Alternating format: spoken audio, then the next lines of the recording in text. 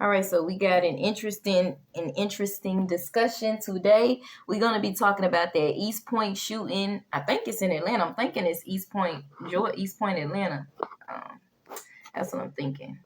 I was there as a baby, but they start finding bodies, and my mama had to roll up out them apartments. I was in East Point as a little girl.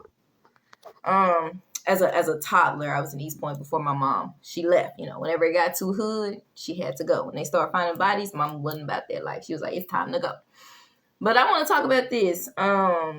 This is going to be a very, very good topic to talk about, especially from somebody like me that has been bullied, that has been picked on, that knows what dealing with ghetto females are like. I think it's just going to be interesting coming from one of those people that in high school was considered a reject, a weirdo, especially, I hate to say it, but, I went to an art school in high school. I'm from Dallas, Texas, okay? So 9th, 10th, and the beginning of the beginning of my 11th grade year, I went to an art school called Arts Magnet in Dallas, Texas. I was a theater kid, theater nerd, arts kid, all that. But I didn't quite fit in. Because I didn't really subscribe to the whole like gay pride or like the liberal agenda that kind of goes with wanting to be an actress or Hollywood. I was Christian and more conservative, so I didn't fit in right there. But I remember some of the white kids calling me weird or thinking I was weird, but they would always be pretty much decent. And then some of the black kids would think I was weird, but I was pretty much okay at Arts Magnet. Like, I didn't get bullied because I was at an art school and you're around classy, rich kids. Even if they are liberal, they know how to carry themselves. Nobody picks on you like that at an art school because everybody there is pretty much artsy, whether it's theater, singing, dance. Everybody's trying to be somebody. Everybody trying to get to Hollywood or be great. So nobody's picking on nobody like that. You had a few people like that was mean to me at first. Like, I had this one African-American young lady that was mean to me at first. Because, you did have a few group that was from the hood. You had your middle class and you had your rich kids. Everybody was there together. But then she ended up being okay at the end of the day. But when I would just be in Oak Cliff with my mom, like say we were just going over there to either take my grandma to the store who used to live in Oak Cliff, which was to Fiesta or Minyard at the time. I just roll up in the Minyard of Fiesta because we shopping with my grandma whenever she got her stamps. And I happened to see some other black young ladies that were teenagers at that time. I'm a millennial, I'm 33. So around about that time, we about 15, 16. I'd be like, hey, how y'all doing? They would look at me and start laughing. And, all I'm going to say is that black girls, hood black girls, not the type that is only, mess around and find out or won't start none, be none. Cause it's an old school, like ghetto mentality where the old school ghetto people, like the ghetto girls back in the day, I feel like they didn't mess with you unless you mess with them. Like, that's that old school ghetto to me. And then there's some other ones that was ratchet back then. And then but I feel like it's more ratchets now where even if you don't mess with them, they just bullying you in their ghetto, hood, whatever you want to call it. And they mean as HELL, and they have no life. And their whole agenda is to make you hate being here and to make you want to off yourself. So we're gonna talk about this young lady who who ended this woman's life. I want to talk about it being one of those people that sometimes going to the when I left Arts Mag and I went to Duncanville High School. That's when I encountered a little bit of bullying, especially this one girl. We ended up getting into a fight and all that. And even I went to Duncanville. We ended up getting into a fight. They put me out to school for about a week. I had to go to the summit at Duncanville. That's where the kids went when they got in trouble. And I was like, why am I here? I'm a good kid. I was just defending she would tease me literally all the time. I had just went to that school. I just transferred. And she would be like, she looked like Betty Boop. She looked like she would be doing dumb stuff. And so one day I had to fight her because she kept messing with me. And I was so mad because they put me out of school on the week of Valentine's. And I was like crushing on this guy. And I was like, I don't want to be here. I'm not a bad kid. I'm a good kid. But I got through it. But even there, she was still bullying me. And the crazy part is I actually beat her up in the fight. And she was taller than me. So I guess she thought she was going to beat me up. I beat her up in the fight. And she still was bullying me at the summit as far as she wasn't bullying me like talking and saying stuff because people was like, no, we heard you got beat up. But I remember one day I was in line and she jumped in front of me. I didn't know what to do because I was surprised. Like, why is she doing this in front of everybody? It was like the security where you go through, they make sure you don't have no weapons. She jumped in front of me. Looking back, I should have been like, excuse me, what are you doing? But at the time I was taken because I was like, we over here at a summit and this girl still acting a donkey like she's still trying to bully me. And I beat her up and everything. But I guess she was like, well, nah, I'm still going to show you. But I wish I would have been like, no, you can't get jumped in front of me. I wish I would have went back around. But at the time, I was just like, what is going on? Like, I was really in shock. Like, she really just jumped in front of me. I just wish I would have been a little bit more hood about it. Like, did you not learn when I beat you up? Like, what you doing? And hop back in front of her. But I didn't. Plus, I wasn't trying to get in no trouble. I was a good kid. I was trying to get up out of there. I was like, listen, now, these kids really about their life up in here. I'm trying to get up out. I'm trying to get back to school. I got a crush. I'm a geek. Like, listen. So anyway, I ended up getting out earlier than I was supposed to. I don't know if it was like a week, 2-3 weeks. I ended up getting back in school. I was like, dang, I ain't never doing that again. I feel like I was in jail, but it was all right. I made it through. I say all that to say, just hanging and then going to some HBCUs. I went to Clark. I went to a couple of HBCUs, okay? I had experienced some bullying at Clark Atlanta University by some upperclassmen at that. I had a roommate that was a freshman. She had I forgot what it's called, anemia. She wouldn't turn the light off, but she was kind of rude about it. But it was worse when I had these upperclassmen. They would come in drunk. She was talking crazy. They was calling me ugly. One girl came in, knocked all the stuff off my desk. But it was worse at Texas College, and these girls had to be about 2-3 years younger than me, but they was like big old Nephilims. But everybody thought they was built fine and all that, and they was built nice. They were pretty, but they was bullies. They were ignorant, hood like, and so I told them I don't curse and all that. Can y'all not curse around me in the room? And they put me in their room. So really, I should have never been put in that room, but I couldn't have did nothing about it. But I've experienced some bullying, some just talking to you crazy, trying to fight you from black hood girls, black ghetto girls, mean-spirited girls. So much so that at one point, I remember when I was at all these HBCUs I went to, I went through a lot of stuff. I was like, I don't even want to be a black woman no more. Because to be a black woman is to be a mean girl. Like, they are so mean. They are so mean, ratchet. They seem jealous. I was like, I don't even want to be black no more. And this is how black girls treat me, and I'm a black girl. And I'm like, and so then I had to realize, no, that's a mentality. That's not black woman. That's a certain demographic of black woman. That's a mentality. I say all that to say, baby, we're going to talk about this today, okay? We're going to talk about Afeni and her going Edward Scissorhands on this manager. The reason why I want to talk about it, because, baby, I feel like, I know she's in Atlanta, and I know Atlanta got some hood rats too, okay? That sound just like some of these Dallas hood rats. But, baby, I feel like some of the meanest black girls on this earth reside in the 214, reside in that Dallas, Texas, reside in that Oak Cliff, that South Dallas, Highland Hills. They reside in the 214, some of the meanest, most unprofessionalist, most ghetto. And some of them over there in Fort Worth, too, on East Side, Lancaster. Ghetto, jealous, ignorant, wasting space, wasting air, bullying people, fighting people that don't fight back, just messing with people for no reason because they're not ghetto, jealous, ignorant, and a bum and a ratchet hood rat like you. I don't like bullies, y'all. So we're going to talk about it from different perspectives, but I want to give y'all a little bit of a perspective before we hop into this video. This is another black young lady at the job being bullied by an orangutan, a monkey. I wish I was there to go off on this lady for her, because certain ones pick on people because they know you don't fight back and they know you not about that life. So they really be picking on them innocent ones, like them church girls like me, the ones that don't talk back though because they know they can. So let me show y'all the clip. I'm gonna give y'all a little reference, and I'm wondering, was this manager that she went Edward Scissorhands on, was she like this clip I'm finna show y'all? So let's give y'all some clip to show y'all how some of these black managers / co-workers be acting to their employees and their co-workers. Let's get into the clip. Roll clip. Ooh, Jesus. I just got paid today and my check was $900. How much was yours? 3? Woo! You said I don't get you a young dumbass fool. I don't argue with kids. All right. You neckhead bitch. I got dreads. Like, what are you talking Bitch, about? ain't no motherfucking dreads, hoe. All right. Them ain't no motherfucking dreads, bitch. All right. The problem is... What's wrong with her? She know I'm in the motherfucking dreads. I need some service, bitch. Come service me. This neckhead girl don't want to take me out. Child. Oh, help me, Lord. Oh, Jesus. Call in tomorrow, bitch. How many you got her body? Please call in tomorrow. A young slow dummy. That's what she is, a damn dummy. A broke dummy. Matter of fact, she a broke dummy. Bitch don't have shit.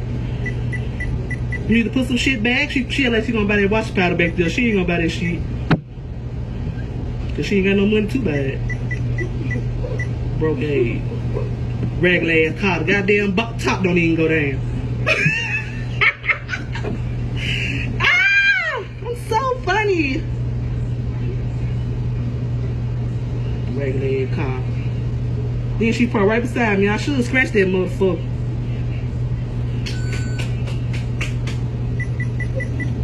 Scratch the paint off that bitch. That's what I do. I do shit like that. You know, dumb bitch want me to lose my motherfucking job. Bitch, please. You ain't even worth my hands. You ain't worth these hands. I'm gonna go get a bitch for your ass. That's what I'm finna do.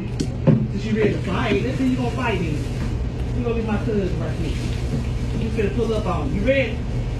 Are you ready? I'll be back. Okay. Y'all seen the clip. Y'all seen how horrible this monkey, this hood rat was. I so wish I was there to take up for this young lady because I can't stand bullies. I'm not the biggest. I'm not the baddest. I'm not claiming to be hood or even from the hood. I'm just a middle class, like Kamala say, church girl. But I was definitely around the hood because grandmama stayed in the hood and that was my second home. So I know how them Oak Cliff girls are. I ain't just talking out my tail because I would always be over there with my grandma. We was always at Fiesta and Minyards. I grew up in Pleasant Grove. I grew up in Duncanville. I went to elementary in Oak Cliff. Baby, I know these Oak Cliff girls, okay? But all I'm trying to say, these Dallas girls are mean, and black girls in the hood everywhere. If they are not professional, they are some of the worst managers, the worst employees, the worst, employees, but what I was going to co-workers you can ever have. They will literally ruin your job. You don't even want to go to work because they so mean when you not ghetto and ratchet like them. And I'm not just talking about just, oh, you got red hair. Oh, I don't curse. Or, oh, we I'm talking about they just be sitting up at work while you doing your job, minding your business, talking about you in front of you to other coworkers. Or saying stuff on the slide, but it's really about you. And then some of them really will just be bullying, talking about you because they know certain people just not about that life or not as ghetto and mean as them. Those are the people I'm talking about. And when I seen that clip of that woman just talking trash while she cursing and using the Lord's name in vain, I just could not help it, y'all. I hate to say this. I do not condone violence, right? And it's going to be an interesting perspective. We're going to talk about it from the Christian perspective, from the geek perspective. We're going to talk about it from all perspectives. That's why y'all need to watch a video from a geek like me, because I was that chick where they was like, oh, she weird. But then other people knew not to mess with me because they knew it was the people like me that could come back and possibly harm somebody. But the only reason why I didn't, because first of all, I didn't end up going to the hood schools like that. I wanted to go to Lincoln. My uncle was like, don't go, I'm going to have to come up there. If I would have went in college, I got it later in some of the HBCUs, but if I would have went to some of them hood schools, you never know. That's where it really gets, some of them people can be ghetto and mean, but it can be rich kids too. Rich kids be bullies too. You got rich white kids bullying people too. I don't like any type of bully. I say all that to say some of them people knew you don't mess with some of these people. Because I would be by myself. Friends would always leave. So I was the geek. Some of the hood black girls was like, she weird. Why she walk like that? Why she talk? I remember growing up in Pleasant Grove from 9 to 13 in elementary over there on St. Augustine Road. They would be like, why she walk like that? Why she talk like that? You too nice. You too, perfect. You need to curse. Loosen up, they would always say. But some of them would be mean. I would get bullied. But then as I got older, like even when I went to Duncanville, like some of them girls, like I know one time I remember I was in the cooking class. Let me get to the point. When I seen that video with that ratchet low-life monkey bragging about a $900 check, while most Americans middle class and up bring home probably at least $4,000 to $5,000 and up a month. Or probably every 2 weeks at that. At least a month. This girl bragging about bringing home $18,000 a month, right? $900 every 2 weeks. And she talking about, I got a $900 check. Your check was just $300. What was your check? $3. This a whole grown woman, probably 45 years old, bragging about bringing a $900 check. Somebody pointed that out. And I said, baby, you right. Let me tell you why I'm not looking down on nobody, baby, because I was homeless 3 times. Let me tell you why I'm not looking down, because I used to work at Walmart where I got paid $600 every 2 weeks. I was living off of $1,200 a month. And And that was rich to me because while I had grew up blessed with my mom and middle class, after I lost my mom, I went through homelessness. I went to the bottom. I had not a penny to my name. I had nothing. And everyone and everything but God forsaked me. So I know what it's like to have no one and nothing. This is after I lost my mom, after I lost my grandma. I didn't get no money. I didn't get nothing from no insurance. I didn't get nothing. Everybody turned their back on me. I was by myself but God. And he doubled it all back to me. So I know what it's like. And at the time when I was making $1,200 a month, shoot, I thought I was rich. Because I wasn't used to making money like that. I was used to being with my mama, living off my mama, but not as a bad kid, as pretty much like an innocent church girl. I was real old school and being in college. So I was used to going through all this struggle, just trying to finish. I went through so much in these different, I went through racism out at TWU. I went through some stuff at my own HBCUs, but I should have stayed at Jarvis. That's where I should have stayed. At Clark, I couldn't finish. It was too expensive. But let's get to the story. All I'm saying is I'm not looking down on her because I remember when $1,200 a month was a lot to me because I remember what it was like to not have, to be homeless, right? But then on the flip side of that, when you calling this young lady saying she, every time I look at your car, it's regular, I got a $900 check, and you in the poverty lane in America, you making $900 a month or every 2 weeks, you in the 24,000 or below.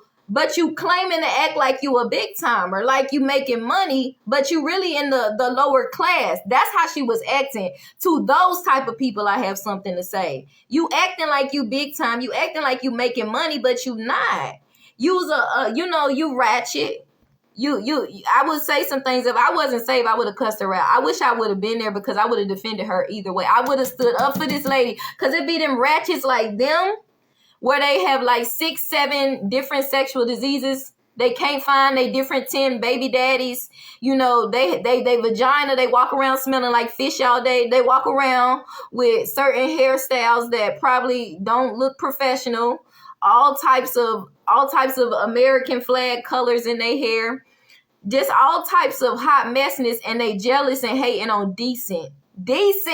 Big on the decent young ladies just trying to come to work and mind their business that don't have to be all extra loud. I'm loud, but I'm not ghetto.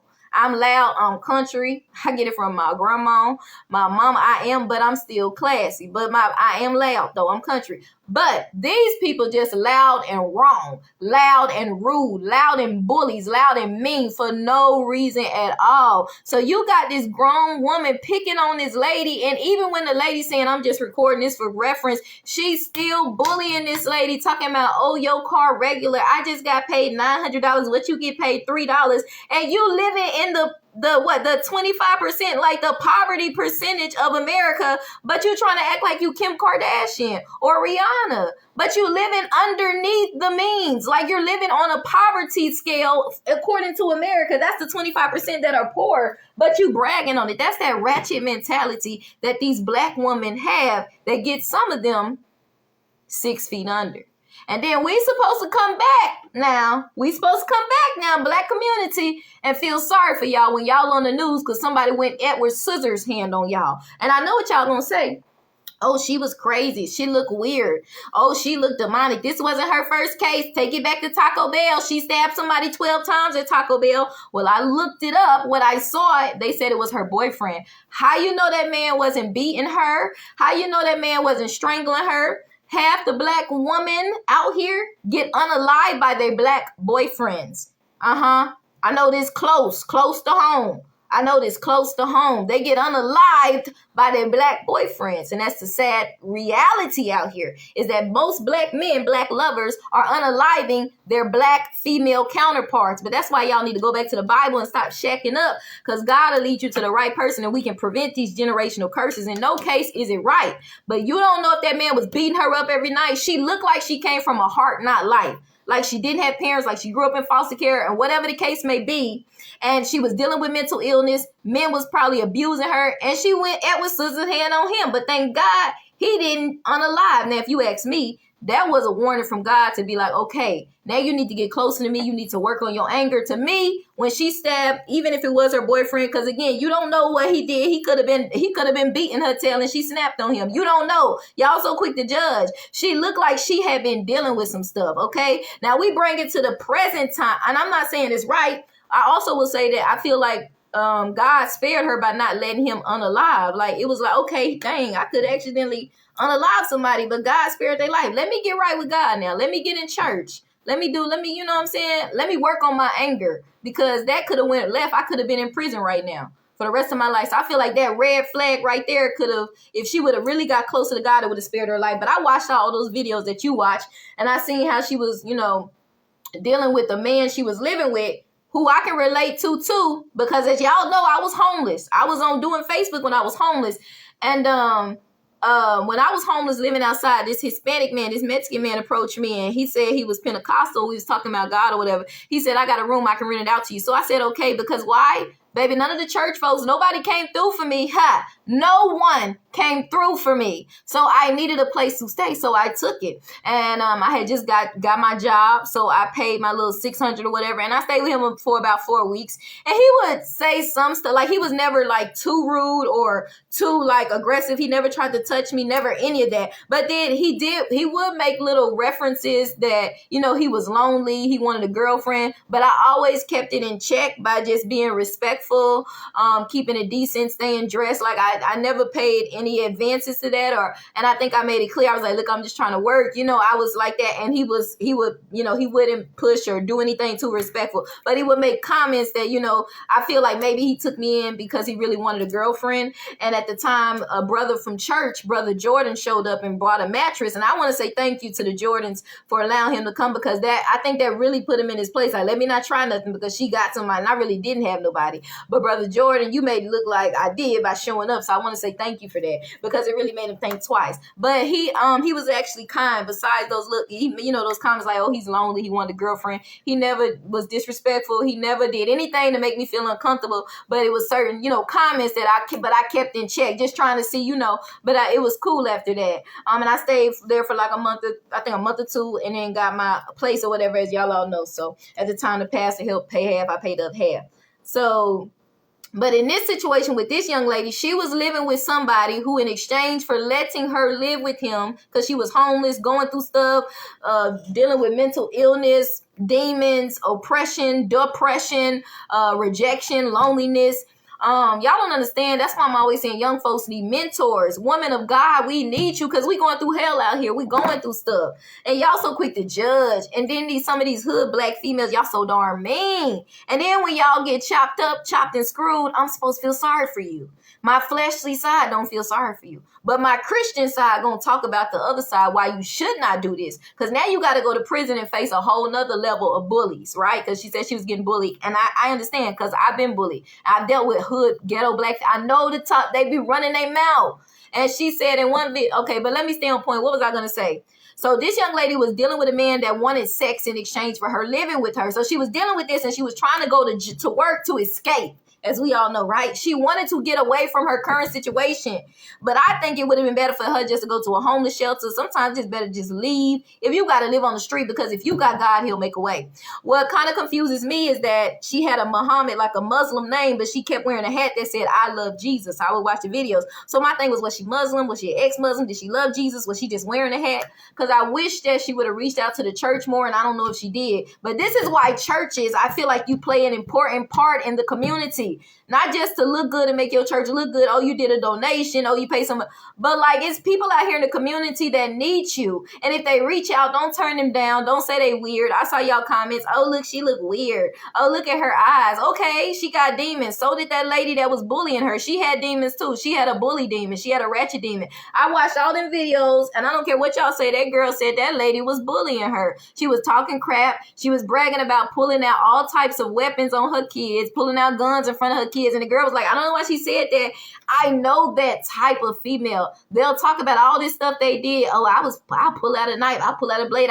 To put fear in you, to be like, oh, you better not do what I say. I run this. Everybody's scared of me. So I feel like I understand to a certain extent what that young lady was dealing with, because she was dealing with a ratchet bully, and it's hard to feel sorry for somebody like that. Does that mean go sit up there and go see the bride of Chucky on her? No. But at the same time, two wrongs don't make a right. Y'all saying this girl had demons, and she probably did. She need Jesus like the rest of us. But y'all ghetto, ratchet, orangutan black females out there. I promise you, I know y'all growing up in Dallas. I know y'all. I was just at the VA dealing with some of these black ghetto females, and they was looking at me crazy. I just walked in there, didn't nobody say hi. They was all looking, they was laughing, they was whispering, this, that type, but it be different levels to it. Where the ones where y'all really be talking about people, the girl said she would be touching her, she would, and then you playing with people hours. I done been at jobs where they did that. Oh, go home because I don't like you, because you not ghetto like us, because you don't fit in, because you don't gossip about people, because you're not messy. So because you don't fit in our ghetto tribe, our ratchet tribe, our mean girl tribe, or mean people, black guys, black girls, white girl, whoever's ratchet, mean spirited, and want to talk about people, and whoever fits, if you don't fit in, you can go home early for the day. I don't care about your hours. I don't care about your bills. I don't care that you was homeless. You can go home early for the day. I done been at jobs like this with black people. I worked at that Luby's in Duncanville, and at the time there was a plus size black manager that I either had to quit or he fired me wrongfully, and baby, he didn't pay me my last paycheck. I was out there at McDonald's in Denton with a bunch of Hispanics and racist white folks that the Hispanic lady gonna fire me because the white man came in there, read me his order. I took his order. I read it back. And he gonna say, oh, I didn't say that. He kept changing it every time I read it back. And he complained to her. Hispanic lady said, okay, we gonna send you home for a week. End up not calling me ever back in. Never giving me my last paycheck. I worked like a slave in that thing. But because I wasn't Hispanic, or one of the white people they kissed up to was not a European Hispanic or European non-Hispanic, I was a little black girl. She lied and said, oh, I'm going to just send you home for a day or a week. And then whatever because she tried to act like I'm going to give you some time off. She never called me back in, never gave me my paycheck for those hours I worked for that week and a half or whatever it was. So I know what it's like to deal with unprofessional and ghetto people. But I promise you, out of all of these, out of the racist whites, even the racist Hispanics, oh, baby, out of all of them I've dealt with, the black ghetto girls that just be talking, running their mouth, looking at you crazy, trying to fight you over, and you just working, they're always the worst. And that's why it's hard to feel sorry for you, because you sit up there and you bully people that you're supposed to be working with as your coworker or employee, or at least mind your business. You bully people because they don't look how you think they should look, because they don't fit in your clique, because they talk different, because they sound different, because they carry themselves different. So then you bully them because they don't fight back, because they're not from the hood, or they're not as hood, or they're prettier than you, or that you don't like their style. Whatever the case is, you sit up there and you run your mouth and you bully them straightforwardly or sideways, making all these comments at them. You can do it straightforward because they know they're not going to fight or say nothing, or you can do it sideways. I experienced that in the Army with the lady that put me out. My coworker started bullying me, saying stuff sideways. And I sure wish I would have just came back out and been like, is y'all talking about me or not? But I really just couldn't believe what was going on. But I really wish, like, right now I would have been like, y'all got something to say to me, you could say it. Because I didn't care, but I think I was a little in shock because they was doing it sideways. Like, they was making comments like, ooh, I had a staple on my desk. It's missing. What happened to it? I wonder who stole it. Oh, yeah, and my son's a... So I was just quiet, but I had told... Who did I tell? I think I told I forgot, Sergeant Major. I was like, can you remove me? It's getting kind of toxic. They saying stuff, and I think they're redirecting it at me. I just wish I would have been more direct and been like, are y'all saying I stole your stuff because this lady trying to write me up and put me out because she a hate no female? But I didn't. But I know how this stuff goes. Females can be very bullish. So my whole point is, like many people are saying, y'all need to be careful how y'all treat people. Because y'all can be laughing, bullying, talking about people 1 minute in one setting. And then these same people come back and catch you when you're not with your little hood rat friends, when you by yourself, you know. And here's the thing y'all need to realize about people who have nothing to lose. People who have no one. Right? Because I would have been one of them. Because I done been through some of the same circumstances. The only difference is I know Jesus very well. And Jesus is hope. See, if I did not know Jesus, I would have offed a few people already. I got bullied in the Army too. They put me in a room with this girl and she bullied me and she ran. Okay, so I was like, listen, if we got to fight, we can fight. Because she was trying to punk me. She was banging on my door. You did it. So I was like, look, if we got to fight, we got to fight. But you're not finna bully me like that.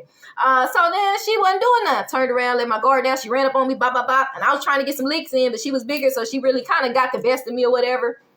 But after that, man, I was thinking some bad thoughts. I was. But even, after that, I stood my ground or whatever. Hell, I feel like I lost it. I'm just mad that I didn't get as many. I'm just mad. I feel like I could have defended myself better because I felt like she was just a big jealous female, like a hood female. And here I was, is at the time, very girly girl coming up in there, and she just didn't like that. But I know the thoughts that ran through my head that if I didn't have Jesus, if I didn't have the Holy Ghost, if I wasn't saved, I wasn't brought up the way I was, I don't know if she would have survived. I don't know if she would have survived. And even in these cases where I was put out the army, that was devastating for me. I had some bad thoughts about that. And it's like some of these females, after knowing somebody for 2 months, because you intimidated by them. I came in there wanting to be an officer. I came in there telling my sergeant, one of the other sergeants that was over me, above her or under her, he told me to tell her. I told him I would be late. He said, no, you don't tell her. I'll tell her. He never told her. She put me on Article 15 for that. She took away my going to BSEP school to be an officer. And then she was like, 2 weeks later, I'm going to separate you. Oh, your uniform's not right. Oh, you're late. Like, she was on some petty stuff. And so these type of people play with people's lives, right? No matter, they knew I was homeless. They knew I didn't have nobody, that I lost my mom. And they still say, I don't care. I'm going to screw your life over. I'm going to mess with you. These are the type of people that don't think about people like me. That if I didn't have God, would have nothing to lose because I don't have family, right?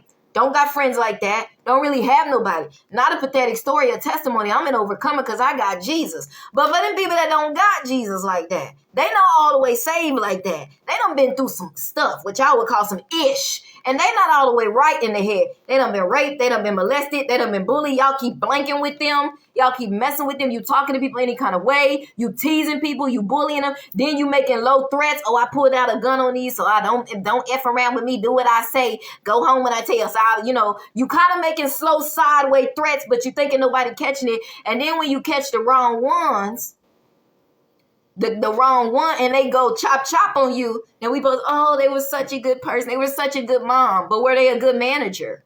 But were they a good co-worker? Because just like y'all seen in that clip I showed y'all, that lady running her mouth, just bullying this young lady, didn't even say nothing. All she said was, but these are dreads. Them ain't no dread. I wish I would have been there because I know she looked like a scut rat. Oh, I know she looked like a hyena. I know it by the way I know she ugly. Big, out of shape, ugly. No kind of shape, ugly. That's why you so mad. But you got demons in you. But I can't feel sorry for these people because y'all treat people like ish. You treat people like me like ish. You play with people's lives, right? When she put me out the army, she played with people's lives. They know my story. I talked to the sergeant major, to the colonel and all them. It wasn't no need to put me out. You could have put me at a different unit. I should have just opted to go to a different unit. But the man was like, no, stay with, she's a decent officer. And they was like, no, get her out. You can't play with people's lives like that if it's not that serious. I'm going to talk about how she could have quit and all that. I'm going to work my way up, but I want to stay here for a second. You can't be thinking you can talk to people any kind of way, bully them, play with their lives, and sometimes get away with it. Most of the time, y'all get away with it. Most people like me, I'm going to pray for y'all, and I'm just going to quit, right? I'm going to quit. I know how these girls are. I'm not even going to put myself in a situation where I get mad at you. At the least, it's better to knock somebody else and get into a fight because at the end of the day, we both live, right? You're not dead. I'm not dead. Nobody's in prison. We're alive. That's perfect. If it gets that bad, just knock somebody out. Knock somebody out, take a burger and some fries home and be like, I quit. And I'm taking this Big Mac value bill with me, blank you and leave because it's not worth your freedom. I'm winding up to that, but I want y'all to think about this for y'all managers, principals, co-workers, people out there that are so quick, just like my sergeant in the army, to mess with somebody's life, I got to talk about it from the physical perspective because I am those rejects and those, oh, she's weird. Oh, she don't fit in. Oh, she's not a kisser. Oh, she don't really care about fitting in. She just do her job, but she not here to kind of be my buddy. She don't really kiss up like, so let me do, oh, she thinks she cute. Oh, she this, oh, why she talk? Okay, so, oh, yeah, we just going to separate you. I'm writing you up for separation. Oh, and it's a lot of factors with these different type of females. You got the black females and you got the other females that wish they was black and they hating on us, but they pretend like they like us, but they really not like us. That's one of the ones that separated me, but the one over her was still a black female that put me out. I've been through some ish for some females, so I can talk about it. All of them say, hey, get out. But them black ghetto females are always the worst. And I'm not that way. I'm not that way unless you come at me that way because I'm very classy. However, I don't like bullies. But what I want to say, y'all, is you can't just think you can fire people, talk about them, bully them, right? This is why you got to be careful how you treat people because you might get the wrong one and they have nothing to lose and they can come back to the Walmart and everybody up, right? And they can come back to the sergeant office somehow, plop, plop, plop, plop, plop, and everybody gone, but you thought it was a joke. But you spent your whole life being mean and being a bully. And now people on the news making you look like an angel, but really you being tortured in hell because you wasn't a good person anyway. You was not a saint. You was a whole demon. You were a whole bully, and you getting tortured in hell, but they on the news painting you like you was a hero, the angel, the victim in the story. The victim, as far as, they shouldn't have taken your life. But at the same time, you had demons too. You had demons of anger, demons of bullying, demons of rage, demons of, what's that spirit? Where it's a controlling spirit where you just got to talk down on people that don't fit in. You got to bully. Y'all get the point. They're not angels. Now let's get to the next point. This is why y'all got to be careful how y'all treat people. Because in one setting, y'all laughing, you firing people, you talk. In the next setting, they coming back up and everybody that treat them wrong, they blowing y'all away, the kingdom of hell. To the kids, y'all ain't saved. Them bullies like that, they going to hell. They're not going to Jesus. They're going to hell. But on the flip side to that, this is why people like me that have been bullied, teased, blackballed, the odd one out, they bully you, they fire you. I done had them put their hands on me at a shelter, a pregnant dyke, and I said, you know what, she pregnant. I'm not going to fight her. I be preaching. So in this, I'm going to honor God. You know, I said that at that time. And she was running her mouth afterwards, though she wasn't a threat just because I chose not to fight back. I didn't even know she had girls lined up to fight me.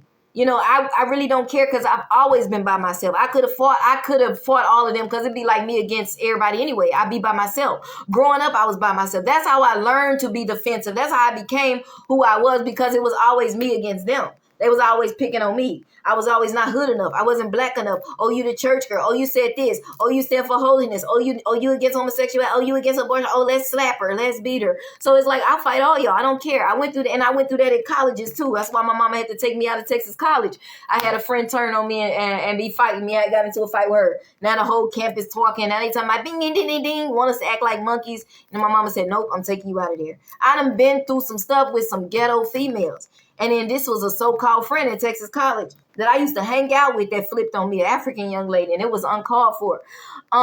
So this is why y'all really need to be careful how you treat people. Y'all can say all you want to. They still didn't have to unalive them.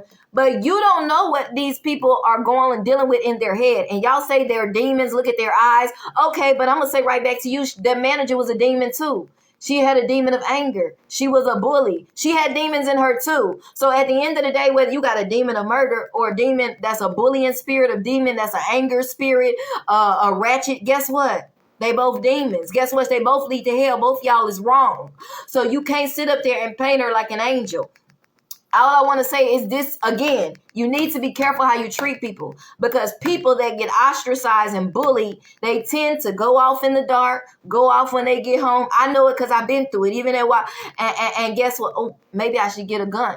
Maybe I should get a knife. They're at home playing with the knife, playing with the gun. Oh, I'm going to show them. And then you think about all the stuff you could do. And unless you got Jesus, these people keep messing with you, unless you got him like that.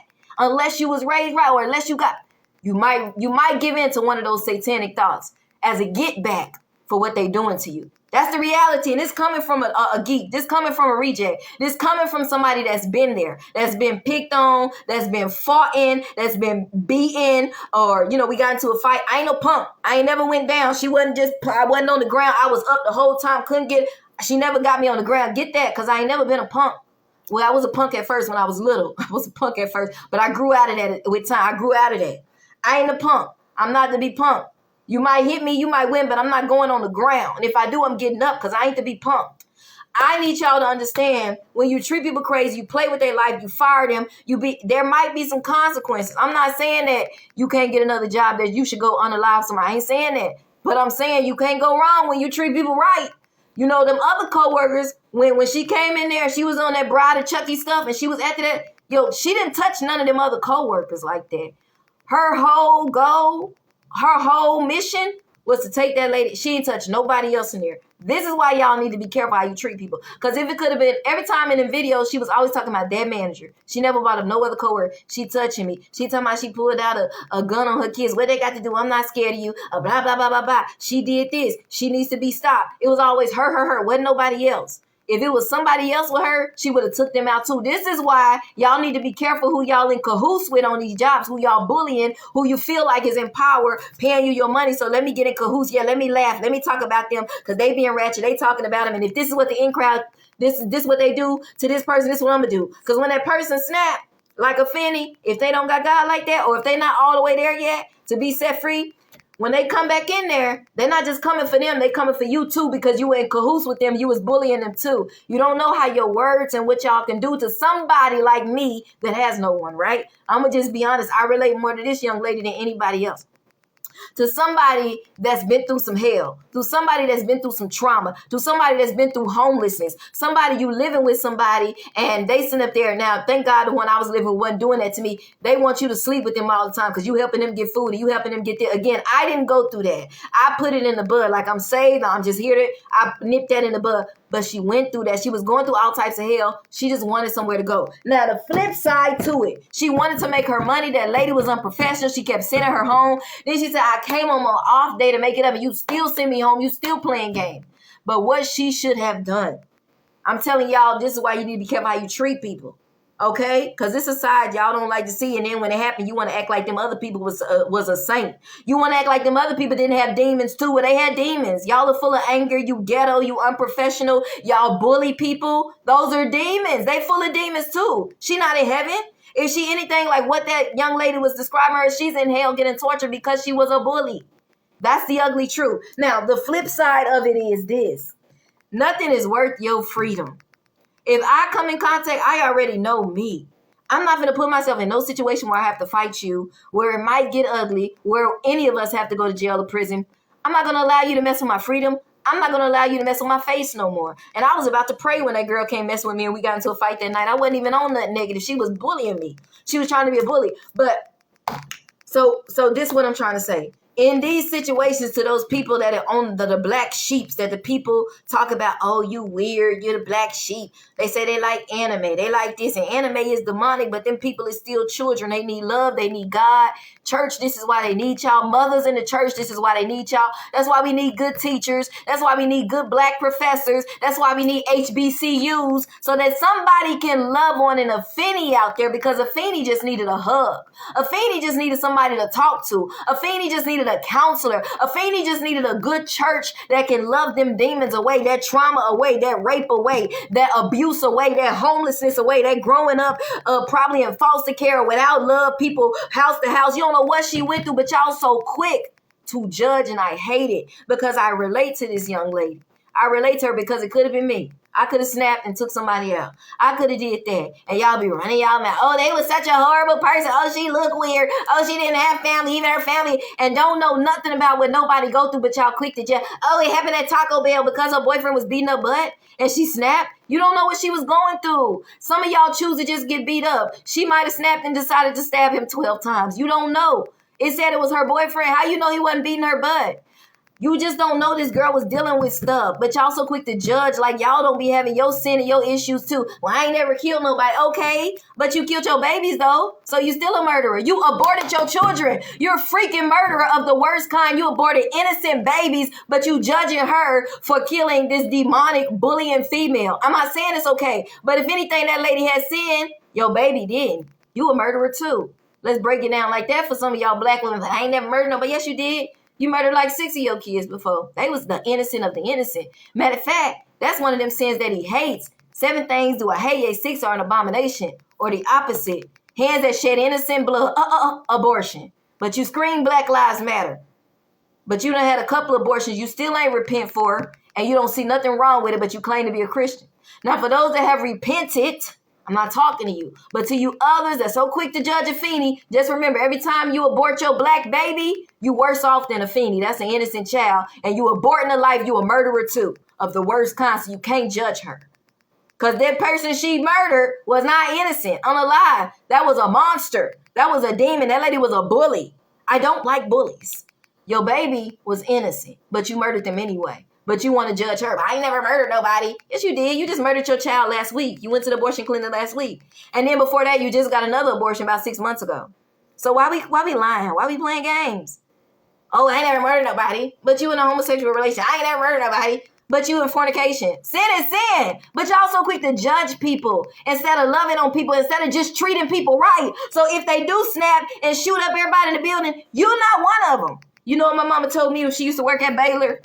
I know some of her coworkers on there. She would say she was talking to one young man. She said, listen, if you ever snap and you come up here and off some of these people, make sure you tell me to get up out of here first. Remember, because she said I always treat him kind, but she said I feel like he's going through something. Y'all better treat people right. Now, the flip side to all the rejects like me, I relate to Afeni. If anything, I relate to her. I'm on her side. I'm sorry. I'm on her side. Because I just know what it's like to be the black sheep. To be a reject, to be teased, to be picked on, to be bullied. People picking on you because you the minority and they the majority and all them talk alike, walk alike. They all fit in, but you by yourself and you ain't got nobody like that. So they pick on you. They want to fight you. They be making little comments, touching, trying to brush up against you, like punking you all the time. So I'm on her side. I'm sorry. I can't help but, wonder if maybe, something should have happened like that to that lady that was probably working at a Dollar Tree at that, going off on that sweet young lady. I wonder if somebody should have went Chucky on her. Because she's a waste of air. Like, you're a freaking bully. You bully people that are decent and you think you hardcore. You want to be hardcore, go to prison and be hardcore with them. They'll whop up on you. You want to be hard, prove you hard. Go to prison and overcome that. Now, the flip side to this, for people like Afeni and people that have been bullied like me and people that are rejects, this woman talks to. This is why you should not act on them thoughts when they come to you. You know what? Maybe I should go blow their brains out. You know what? Maybe I should slice and dice them. You know what? Maybe I should do the get back. When Satan start talking, who they talking, you can show them. I'm finna show them. This is why you shouldn't do that. For one, thou shalt not murder. God is love. Love your enemies. For two, it don't take nothing to just quit. That ain't the only McDonald's in the world. You can go get a job at Burger King, at the mall. It's too many other places she could have went to. And I understand in this day and time, it's hard to get jobs, especially with these ghetto people. And you're not ghetto-like. It's easy for them to get a job if they all sound alike. But some of them, like, they only hire their own. It's like Ratchet. Ratchet only hires Ratchet. Ratchet are us. Ghetto are us. Mean girls are us. And that's ghetto rich. Because you got some rich mean girls. You got some ratchet rich mean girls that's still bullies. I don't like y'all. I don't give you rich, middle class, rich, rat, but them ghetto ones be the worst.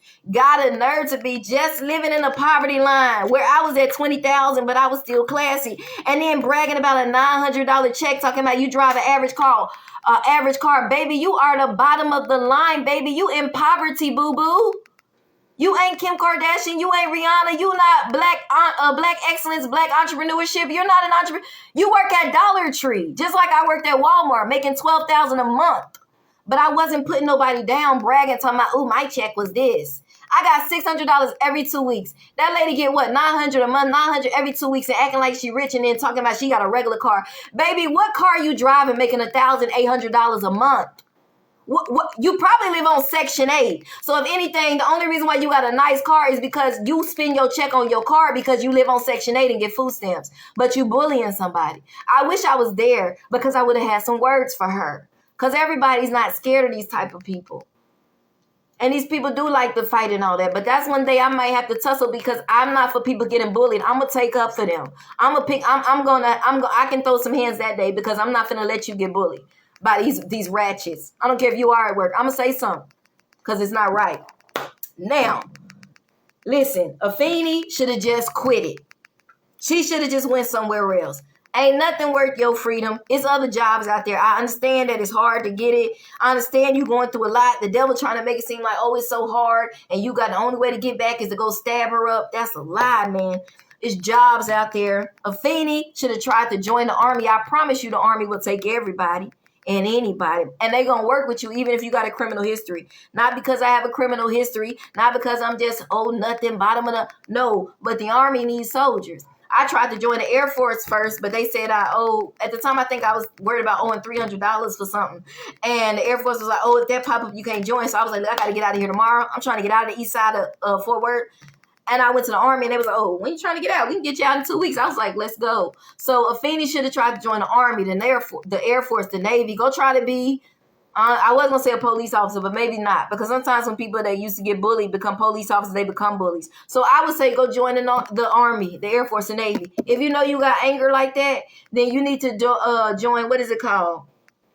Where you do the shooting and you do the combat, be a combat soldier. If you know you dealing, you used to be in gang life, you still working through some stuff, that's a way to get out your anger, to be a combat soldier. They going to war anyway. It's interestingly enough, they put me out at the same time they needed soldiers and was fronting, and now y'all going to war. Good luck with that. Not to the good soldiers, not to the real ones, not to the real sorry, like my first story, all to the real ones. God be with y'all, God protect y'all. To y'all lame ones like the one that put me out, good luck with that, because you need somebody with some heart. You act like you got so much heart. Let's see how much heart you got now when they put you on the front line, because they might need some HR agents out there on the front line, because now y'all trying to draft people because y'all don't have enough soldiers, but y'all putting out soldiers out here. Make it make sense. So all I'm trying to say is there's other options. She should have left and got another job. Go join the Army, because the Army going to take you. They're going to work with you.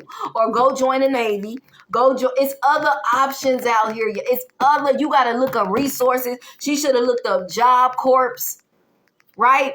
Oh, shoot. They just ended Job Corps. Dang. That's why we need Job Corps, y'all. I'm not with that. We need Job Corps. If Job Corps was still here, she could have been in Job Corps, could have been in college. She didn't have to be with this man trying to have sex with her. This girl was going through a lot, and bump all y'all talking about she's the devil and she's demonic. No, stop playing and messing with people. Stop bullying people, and they done been through all type of hell. Probably ain't never had a loving mom like y'all had. Don't have family and friends like the black sheeps. The one that people talk about all the time. You wonder why they got so full of hate and the spirit of murder. Because they've been rejected their whole life. But you quick to judge, and you ain't been through one moment walking in their shoes. This girl done probably been through hell her whole life. Probably never known love.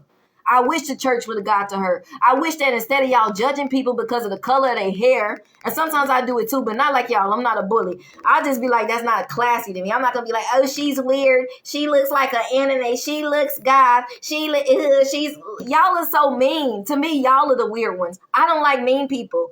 I do not like y'all like that. I don't like y'all. And this is a message to stop treating people like crap, because somebody might go Edward Scissors hands on. I don't care how gangster you are. They'll catch you when you don't have your gun. I don't care how many friends you got. They'll catch you when ain't nobody there. This is why y'all need to treat people right, because you don't have to worry about stuff like this when you treat people right. This is why you don't need to be in cahoots when you know your manager's a whole bully. And really, I want to say another word, but I'm saved. I can't. This is why you don't need to be in cahoots. That might be why you need to get another job, because God's saying that this environment too toxic. Everybody on the internet talking about, I work, how McDonald's is toxic. You know what it is. You might cut somebody else, and normalizing it. Stop normalizing adult bullying. You got nurses out here bullying new nurses, bullying nurses' aides. I see it all over the internet. Stop normalizing adult and professional workplace bullying, whether it's McDonald's or the hospital, whether you a nurse or a cashier or a manager at McDonald's or Burger King or at the VA clinic in Dallas, and you supposed to be helping veterans. You sitting up here talking and whispering. Stop normalizing this stuff. Can you be professional? If you can't leave. But on the other hand, a lot of these hood rats, y'all, a lot of these rats gonna stay in these places. They're gonna be professional. So if Afeni's, Zakira's, rejects out there, leave, quit, find another job. Because most of all, before all this, you need Jesus. That's why it's important to have a church home. It's important to have a relationship with the Father, because He's gonna tell you what you shouldn't do. When I start having them thoughts, y'all, Holy Ghost come through, and He's like, that's not what you're going to do. Then I sink back down to common sense. No, that ain't what God wants. God is love. He said, to forgive your enemies, forgive those that, turn the other cheek. Okay, you win some, you lose some. I don't like the fact that you really beat me up like that, and I really couldn't get them licks in like I wanted, but I'm not to be punked. But you know what? I'm not finna go out here and snap and take your life, even though every time you see me, you still running your mouth, and you don't understand that I could really be about that life right now and do a snapback. Y'all say it's a punk move. Oh, you can't fight. I can't fight, because she didn't have me on the ground just punching me. I was up still swinging the whole time. But my point is, stop messing with people. Some of y'all be messing with people and you don't quit. After the fight, she's still going by me. I'm like, this girl really don't know. I could have really just pop out, held her. Stop messing with people like me. I'm going to tell y'all from a person like me, from somebody that's been through situations like a Feeny, when you don't have nothing to lose. But the only reason why I do is because I have Jesus and I got the Holy Ghost, so I got more love. But it still be coming though, right? But the Holy Ghost in me, so he always like, no, like a baseball. When it comes, it's like boom, bounce, boom. But they came though. I'm just trying to let y'all know from somebody like a reject like her. I understand they came. Those thoughts came. That could have been me. Why y'all so quick to judge, but you never walked in our shoes? Because half the time you got family, you got friends. You don't know what it's like to be alone. You don't know what it's like to be talked about, to be rejected, because y'all the popular people. Y'all the main ones running y'all mouth and ain't been through ish. It's easy to talk when you got all these family, all these friends, and you ain't never been by yourself. You ain't never been through homelessness. You ain't never been through nothing. It's easy to talk and it's easy to judge. When you out there sleeping outside like I was, it's a different story. When you sleeping at the airport and not even your family rescue you, when your grandma leave you $20,000 and you don't get a dime, and your family save and go to the same church and you sleeping outside and sleeping in the airport, it's a different story. But y'all so quick to judge people. Leave people alone. Treat people right. And you don't have to worry about being pow-pow or sliced and diced. Because you know if they come in here pow-pow and slice and dicing, they not getting me. She ain't getting nobody else. She only got the manager. I wonder why. If I worked there, she wouldn't have got me, because I would have been the one to been like, look, you know what? Y'all talking her crazy. I can't even work here no more. I would have been like, listen, homegirl, we need to get another job. Because it's not worth it. I would have told her about Jesus. I would have said, God loves you. You're somebody. I don't care what you've been through. He can save you. Now, if she was one of them people that even she trying to put somebody kind away, if they really that distraught, that's different. But I don't think she one of them people. Because when I seen some of them videos, she was really just talking like, man, I'm going through this. She just needed somebody to talk to and listen, instead to you talking at her. Y'all talking about, oh, young people don't listen. That's the case sometimes, but I don't think this was the case this time. I think that young lady wanted to work, and that young lady, the manager, was such a bully, just really screwing around with people because you don't fit in the in crowd. You probably thought it was funny. The girl was going on about how the manager just running her mouth. Just, I pulled out a gun and I this and I'm that and you was a bully. I can't feel sorry for a bully, and I'm not saying it's right to unalive somebody, and I'm talking to the other rejects out there like me that have been through some of these similar situations. It's not worth your freedom, because you're dealing with one bully. Now you got to go to prison and deal with all these other female bullies. I don't like females like that because they are mean-spirited. They tend to be bullies. They tend to be fake. They tend to be messy, most of them. But now you have to worry about one bully. You could have just quit, join the Army, join the Navy, get another job. Now you got to go to prison. And it's only one or two things that's going to happen, and we all know what that is. You're going to either survive and become a real big dog and prove you really about that life, because in there you got to fight every day, or they're going to get used to you. You're going to be all right. You're going to become an OG. And I really pray God protect her, because I feel sorry. I feel more sorry for her. I relate more to rejects. So I do pray that God protects her and has mercy on her with that whole situation. I'm not excusing it. You don't do that. But y'all need to stop messing with people, especially when these people don't have love. They don't have nobody to talk to. Why y'all think I'm always on here talking to y'all when I lost my mama? Because I ain't had nobody to talk to. Because people was talking about me instead of talking to me. Turning their backs on me instead of sitting down. Do you need this? Can you want to come over for Thanksgiving? Nobody talking to you. Ain't nobody showing you love, and you think anger not going to come. Then people bullying you, people fighting you, people quick to take it. Oh, yeah, we going to separate. You going to separate me after they told me I don't have to worry about getting fired over some bull crap, and you think thoughts didn't come in my head? I really could have been crazy like that. I really could have been about that. But I have Jesus. I have the Holy Ghost, so he checked all the crazy spots. And then when they come, he like, whoop, boom, boom, like a baseball, like, back. No, that ain't it. Heaven to hell, heaven to hell. And even after this, grace is there. She alive. She can still go to heaven. All she got to do is repent. All y'all judging her, y'all on y'all way to hell too if y'all ain't got Jesus and the Holy Ghost. So two wrongs don't make a right. Like, I really don't feel sorry for y'all. I don't like people like y'all. Y'all are mean. Hey, I never killed anybody. You kill your babies all the time. You're still a sinner. I don't like y'all. So instead of praying for people like this so they don't get to these places, hey, well, she did it at Taco Bell. Oh, because she was probably getting beat up by her boyfriend. She snapped. Bump y'all. I don't like y'all. But what I will say is, now it's like when you do these things, even with the Carmelo Anthony situation, when you react out of pride, oh, I'm going to show them, look, I got a knife, I got a gun. You know what I'm saying? People that's been rejected tend to gravitate to these things. I understand these things. You know what I'm saying? Oh, yeah, look, they're going to blink around and find out one day. No, it's not worth it. Because now you go into prison, and now instead of one bully, you got all these bullies. And like I said, one or two things, you're going to either be an OG, and you're going to fight every day, and you're going to survive, and people going to learn to respect you because you made it. They're going to see you ain't no punk, or somebody going to off you, and it's only one or two. You're going to either survive that prison or you're not. Now you in a whole nother struggle that you didn't have to be in. You should have just quit. Humble yourself. Shoot, flick them off. Take a burger. Knock them out. Anything. Just quit. You don't even have to resort to, just quit. Blank you, I'm done. You know what? I'm good. I quit. Whatever. Let me take a burger and fries, blank you, pee on the establishment, leave. Like anything but doing this. You don't have to do this. But at the same time, I need y'all to understand from a reject, somebody that's been bullied, somebody that's been talked about, somebody that's been hit, somebody that's been fought, somebody that's been in parts of her shoes, not all the way, because her trauma is worse than mine. She was dealing with mental trauma. She's probably never had love in her life. But y'all so quick to judge. You need to be careful how you treat people.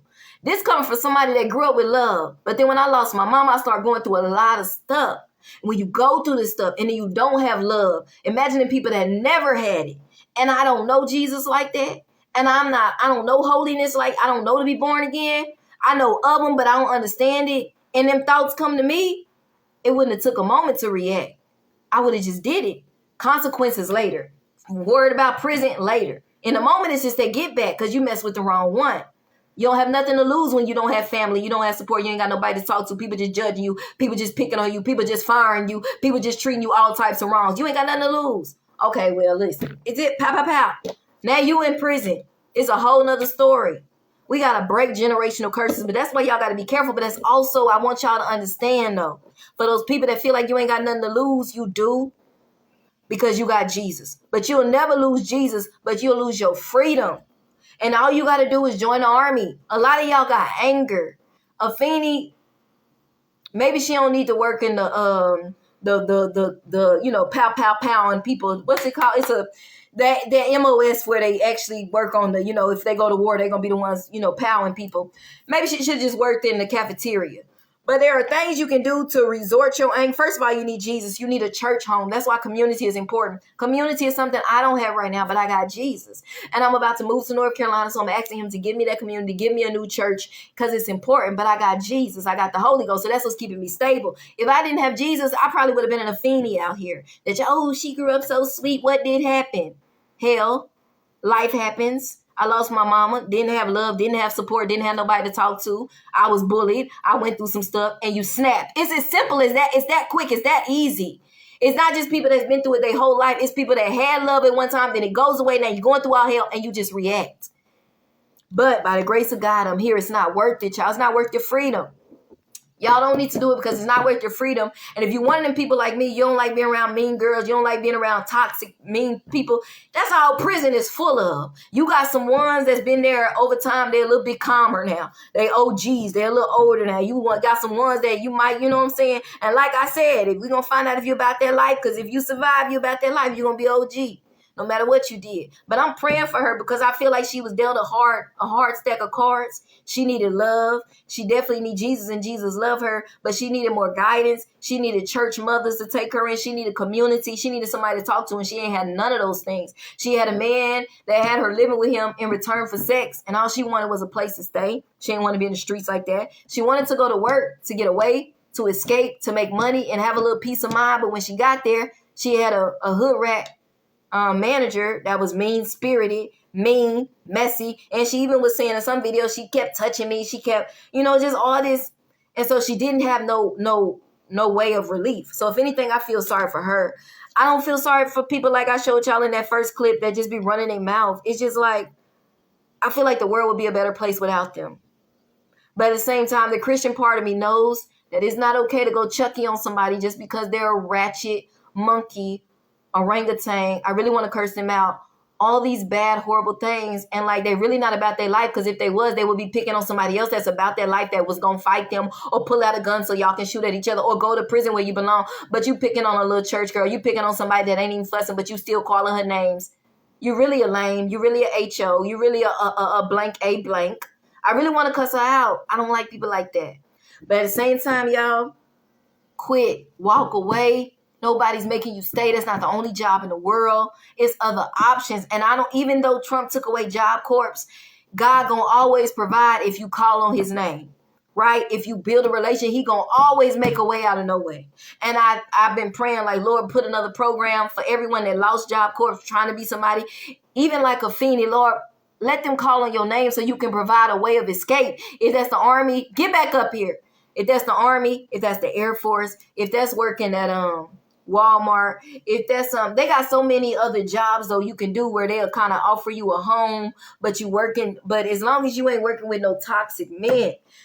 Afeni should have even tried going to colleges, because like Jarvis, they'll provide you a place to live, and you got somewhere to eat, and you got somewhere to live. I wish she would have known about a HBCU like that. That's why, like Jarvis, they helped the urban youth. She needed a Jarvis. She needed a Dr. Pruitt, somebody that cares. That's who Dr. Pruitt got a heart for. People like Afeni, people that's been hurt, people that's been broken. I'm not excusing the behavior of unaliving somebody. I'm saying before these people become these people where they just slashing people, they're hurt people. So the way you can escape all that is show somebody love. I ain't saying you got to sit there and baby somebody. I'm saying be careful how you treat people. I'm saying mothers are needed, HBCUs are needed, people that care about the urban youth are needed, because sometimes people just need a hug.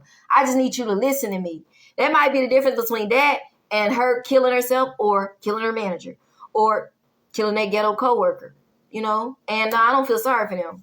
If Afeni would have did that to that video I just showed to this coworker, I would have been like, man, all right, so what we going to dinner today? Because you got what's coming to you. Like, why bully somebody? They ain't even talking. That's a sweet, she ain't saying nothing. They don't fight back. They don't talk back. They minding their business. You bullying them because they not ghetto and ratchet and ignorant and mean like you. You got it coming. I don't feel sorry for you. Oh, well, where's dinner going to be? They not in a better place. They not in heaven. They in hell where they deserve to be. They were evil. They were bullies. Oh, Afeni had demons. Look at her eyes. She was in anime. That witch had demons too. She was a bully. Look at her eyes. Look at how she was acting. Play them video clips back. What's the mess she was talking about? Because I know how the black, unprofessional ghetto woman be. And we are not all the same. I can get ghetto, but I'm not ghetto. You come at me that way, I might come at you that way. Otherwise, that mama didn't raise me like that. She raised me to act like I'm intelligent, have some class, carry myself well. However, a lot of these unprofessional ghetto black women, I don't know how they became managers, because you got ghetto and ratchet hiring ratchet. Y'all stick together. Y'all the type to fire somebody over because I'm not ghetto and not give me my paycheck. And I was working harder than the rest of y'all. Y'all was in there whispering, talking about me the whole time. I'm working hard. I'm sweet. I'm kind. But because I don't fit in, because, I'm not mean-spirited, go on and fire her. And they ain't got the nerve not to send me my paycheck. I done had that happen to me from Mexican people. I done had that happen to me from my black people. Ratchet on ratchet. Racism versus ghettoness. And it's all wrong. Please treat people right. But to those rejects out there like me, don't go slashing somebody. Don't go taking their life. Nope, give it to Jesus. Get another job. I don't care what these black liberals are telling you. You better go join the Army or the Air Force, because it's better than staying in the hood. It's better than snapping and unaliving somebody. Now you in prison. Now you got to deal with a whole bunch of new ish that you wouldn't have to do. Now you got to worry about surviving for real. Every day you got to worry, because they be doing some crazy stuff that we on the outside don't know about, that you wouldn't know unless you go. And that's why I check myself like, nope, God, take the wheel. Give me self-control. Control the anger, because ain't nothing worth going to prison.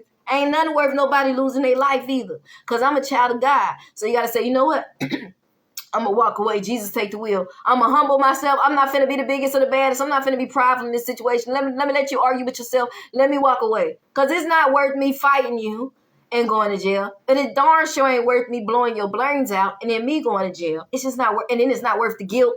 Why I do that? Well, it ain't worth that. On no level of let me prove myself or let me do some get back or let me show. It ain't worth that. Humble yourself. Turn the other cheek. Or I'd rather you cut somebody out than kill them now. I'd rather you be like, F you, I quit.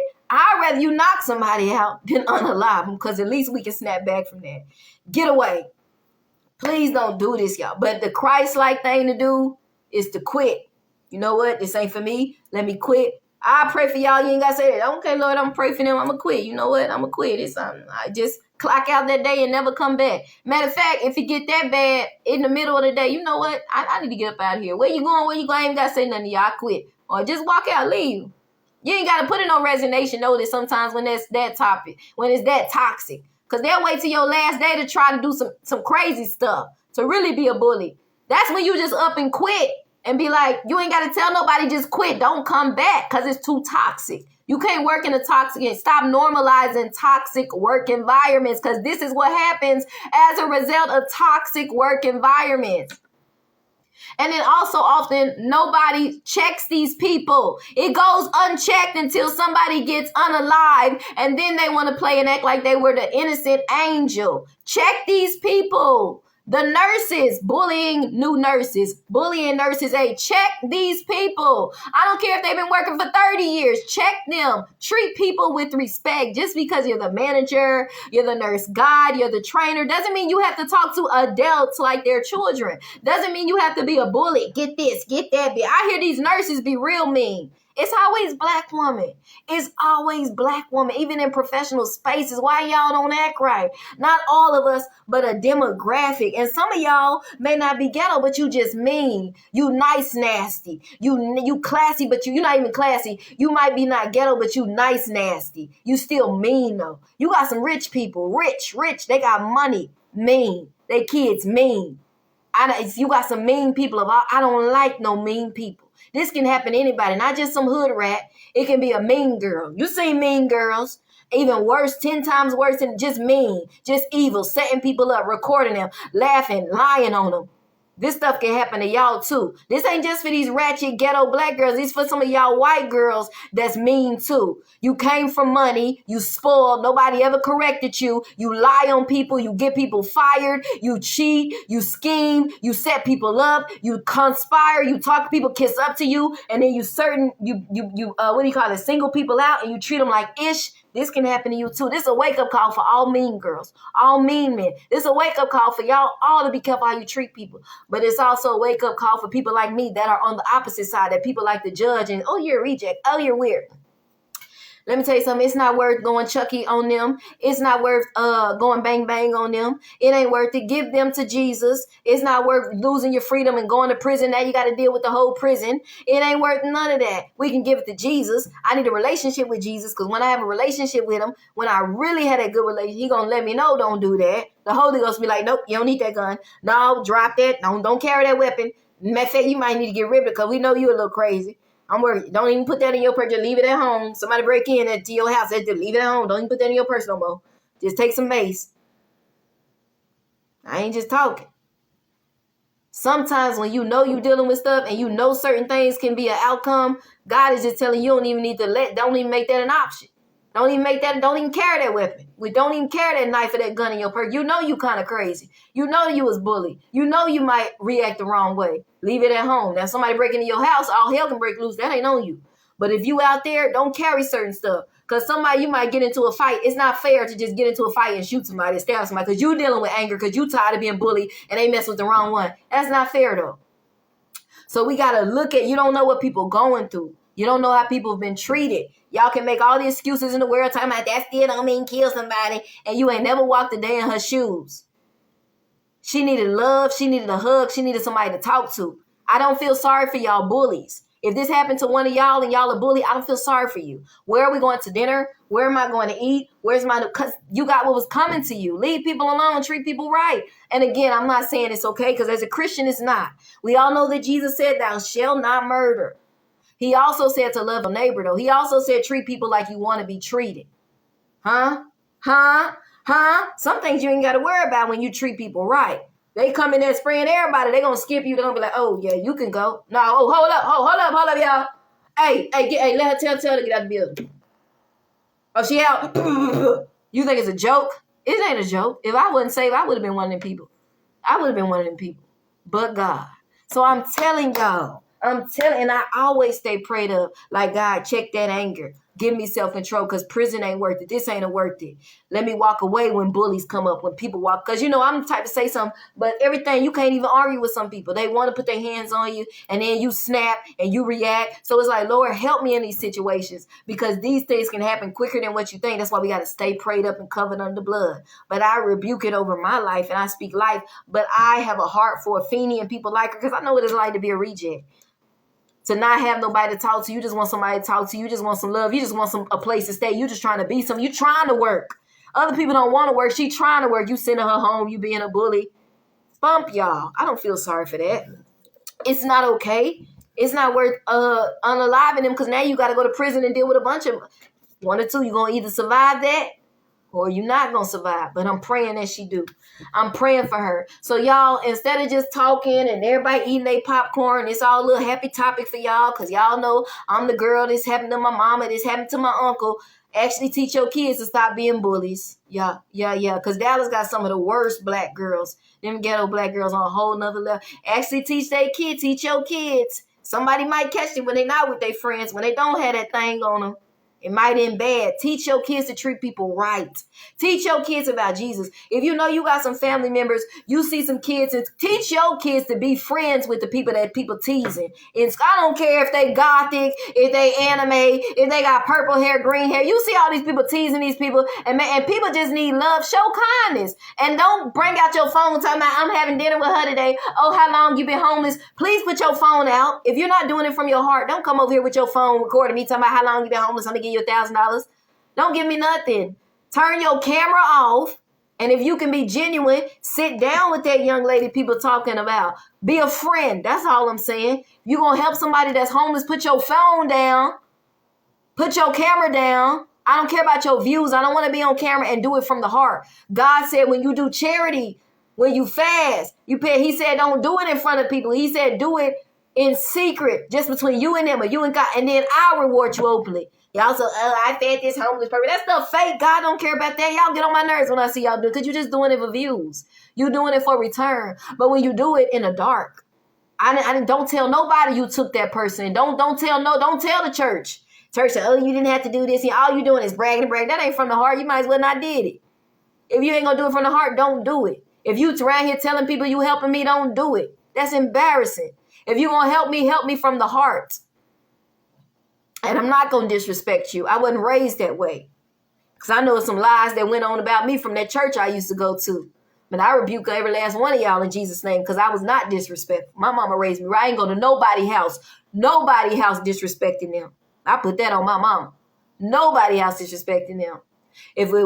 If something was said, I was not disrespectful. I know a situation came up when the sister I stayed with, she said something. It was never me arguing or me being disrespectful. It was what was it?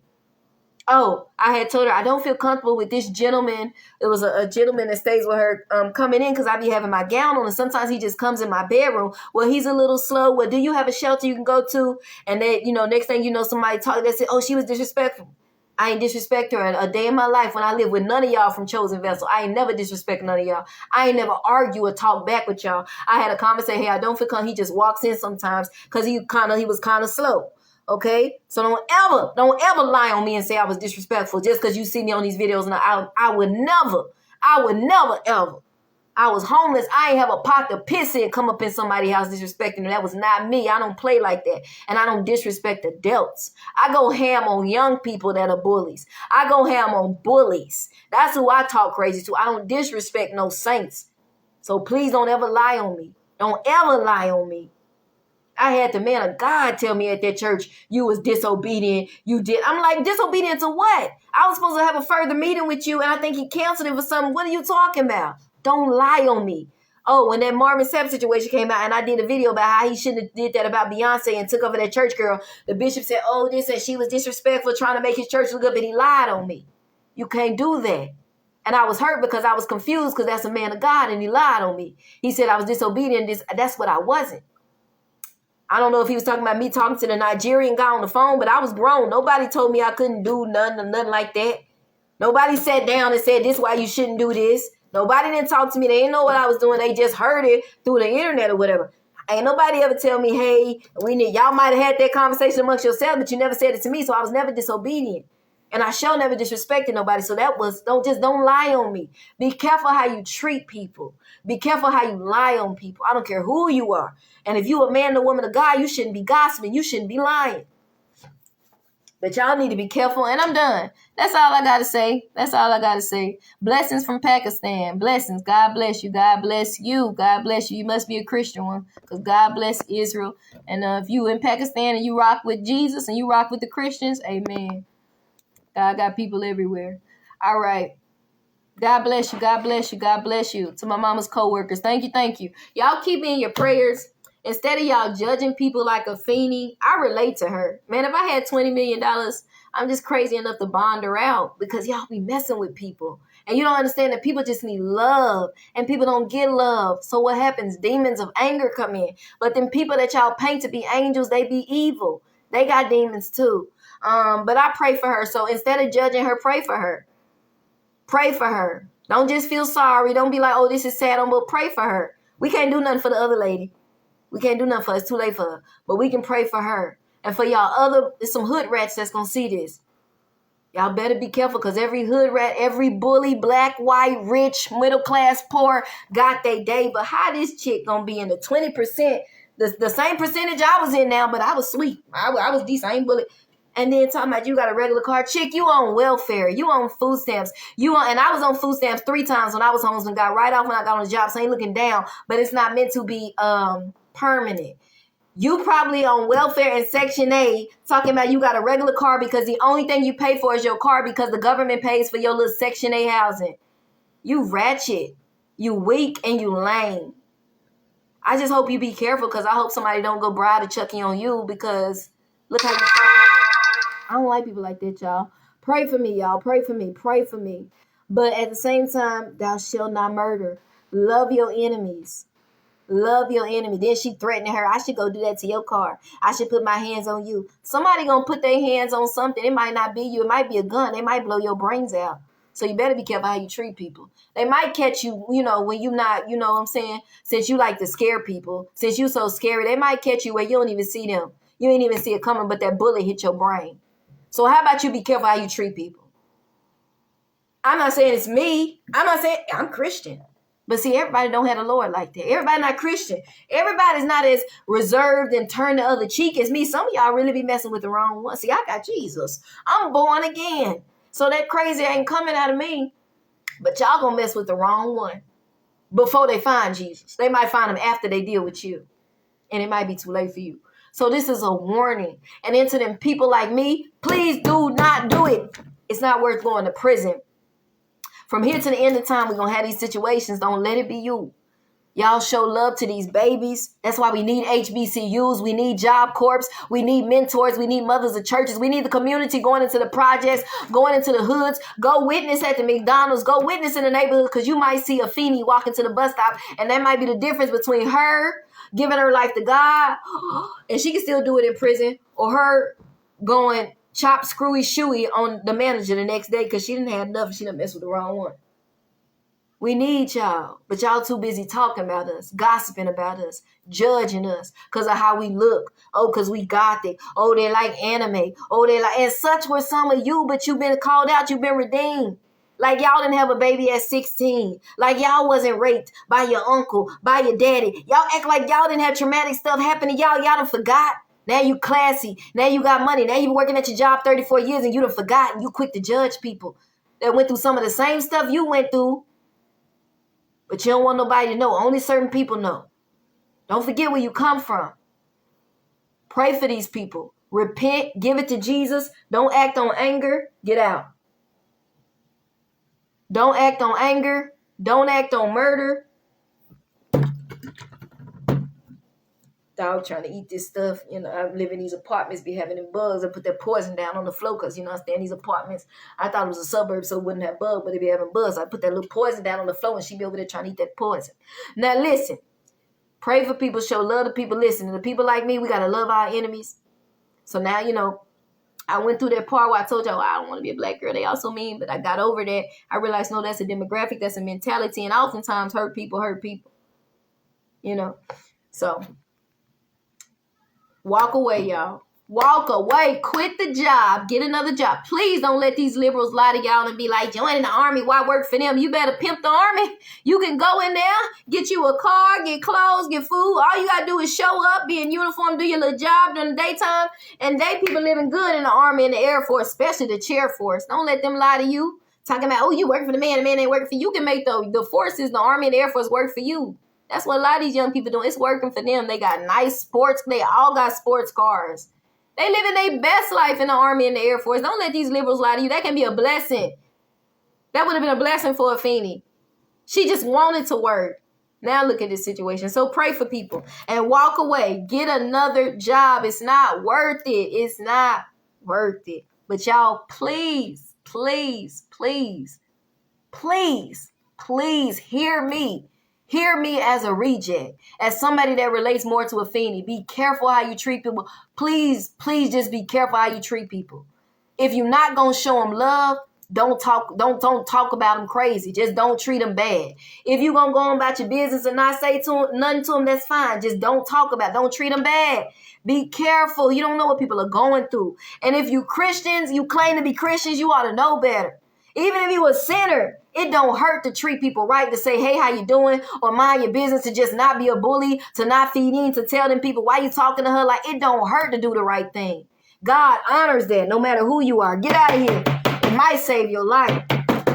It's not worth it. Now, to all my rejects out there, all my black sheeps, I don't care if you gothic, you like anime and all that. If you don't know, anime is demonic, so y'all come out of that. But Jesus loves you, and so do I. I wish I would have been there because I would have been a friend. And anybody else out there, you feeling like going, suey on somebody, chopping and screwing them or blowing their brains out, don't do it. Give it to Jesus. Give your life to Jesus. God's going to give you hope. He's going to give you identity. He's going to lead you to the right church home. You need community. I understand that. I'm looking for that too. God's going to lead us to that. Don't go take nobody's life. Walk away. It ain't ever worth your freedom. You can get up and walk to the park that's free. If you got to leave that man's house and be homeless, God will make a way. I know because I left the shelter. I slept outside. I was sleeping at the airport. I left. I had nowhere to go, but I got a job. God blessed me with a job at Walmart. And that bishop said he gave me the job at Walmart. I don't know why he lied. He didn't give me that job. I went in that job myself, homeless, nowhere to sleep. And God blessed me with that job. Don't lie on me. I don't care who you are. Don't you ever lie on me. Did nobody give me that job? I walked in that job as a homeless little girl looking for help, and they hired me. And about a year and a half later, they fired me on some bull crap. So I'm working out my anger and all that. But please, y'all, go be a combat soldier in the Army. Go work in the cafeteria. Go be an HR specialist. And the Air Force is the best one. Join the Air Force. Don't go kill nobody. You got ways of essing on people. You ain't got to take their life. You ain't even got to fight them. All you got to do is come up. Go join the Air Force. Join the Army. It's so many, man. Be a nurse. Go to college. I think they done frozen financial aid. Call on the name of Jesus, and he will bring you from the bottom to the top. The best way to get back at bullies is to be somebody. She bragging about $900. She in the low percent, the 20%. That's the percentile I was in. And I wasn't finna be no bully in the poverty percentile. That's poverty. What is you bragging about? You ain't making money. That was money to me, but I wasn't a bully. But she supposed to be, if you gonna be a bully, you ain't even making money. What is $900 in your check? And you a whole 40, what is that? Don't get me wrong. I'm saying she acting like she got money and she work at Dollar General. Dollar Tree. Don't get me wrong for the people that ain't like her, but I'm saying if you gonna really be trying to act like it, be about it. You not about it. You in poverty. You on Section 8. Be for real. I'm talking to the bullies. How you flexing and you on Section 8? The only thing you pay for is your car. You a lame. Stop this, y'all. So look, we need Jesus. Don't go killing nobody. Give it to Jesus. Turn another cheek. Get another job. Walk away. Because in prison, they got to tell you when to wake up. You got to deal with people trying to rape you, trying to take your life, trying to slice your throat. You got to deal with unnecessary. You got to eat that nasty food. You got to deal with all this unnecessary stuff. Tell you when to sleep. Tell you when to wake. Tell you when to come outside of your cell. You don't even know if you're going to be on lockdown. If you can even see daylight. If you can go, you got to worry about when it's time to take a shower. Somebody trying to slice your throat. Somebody trying to rape you, girl or man. Then you got to worry about going outside. They're going to try to fight you out there when you playing basketball. Now you got a whole bunch of other problems that you didn't have to have. Humble yourself Tell that demon of murder, that demon of, oh, I was bullied, I'm finna show them. Nope, the devil is a lie. I cherish Jesus. I want to please him. He said, thou shalt not murder. I rebuke this anger. I'm still working on it. I'm not going to do that. I'm going to give it to Jesus. And I'm going to quit. Chunk up the dues. See you later. The best way to ish on people, I don't care how long this takes. I'm 33 and I'm still going back to college. And I'm going back online this semester. My lease is up next year. I'm planning on moving to North Carolina. And I'm going to HBCU. For you guys that don't know, I'm going to reveal that HBCU later, but it has changed from Clark Atlanta University. But I am going to a HBCU. It is in North Carolina, though. And so that's exciting. So I'm going online this semester, y'all, for history. I want to be a high school history teacher or a historian. It's taking me a long time, but I believe and I know I'm going to be somebody. It don't matter how long it takes. It's just about achieving it, just getting there, working to get there. I don't care if they laugh at me. Oh, you 33, you still have your degree. Oh, you blah, blah. I don't care because I know I'm gonna be somebody. I'm gonna get there. I have not given up. I'm going to bring honor to God and to my mother's name, and I'm gonna be somebody. You just got to keep going. So we pray for Afeni. I need y'all other people out there that people are bullying you, thinking about doing the same thing to get a little bit of news, to be a famous for a moment. You think about killing yourself. It's not worth it. Hell is real. Don't kill yourself. Hell is real. That leads straight to hell. Don't murder yourself. God loves you and he has purpose for you. Don't murder nobody else. God loves you. You can get another job. The best way is to be successful. Go to college, join the Air Force, be a nurse, be a doctor, be a teacher, listen. But before you can even be an entrepreneur and all that, you might need to get a regular job at Walmart. If Walmart, McDonald's is so toxic, I don't know, y'all. Only thing I can say is join the Air Force, join the Army, go work at Amazon. But I do know one thing. We have jobs in America. We have jobs. Sometimes those fast food restaurants are very toxic. Go work at Target. I would assume that Target would be a little bit more classy. Go work at Sears. Go work at a fancy mall. Sometimes pay a little extra money to go out. If you somebody like me and you don't want to be in a toxic ghetto environment, pay a little extra money to work in the suburbs where people are going to be classy. You might have to deal with a little racism, but you ain't got to deal with that bullying. So work somewhere where you can actually thrive, because I cannot normalize and condone toxic workplaces. I need to be able to be comfortable when I'm working. I need to be able to enjoy what I'm doing, I just can't. I can't. It's not okay. It leads to stuff. Even if it don't lead to stuff, I shouldn't be dreading going to work every day. Bump that. It's too many other places you can work. Go work at Amazon. Go work at a warehouse. Go drive for Uber. Go drive for Amazon. You can, if you don't want to work with people, be an Uber driver. Be an Amazon Prime driver. You don't have to work with people. Guess what? You only dropping out boxes. This is when you have to use your head. If you know you got things going on mentally, you don't need to work with people, right? You dealing with anger, you dealing with trauma. Maybe it's not best that I work with people right now.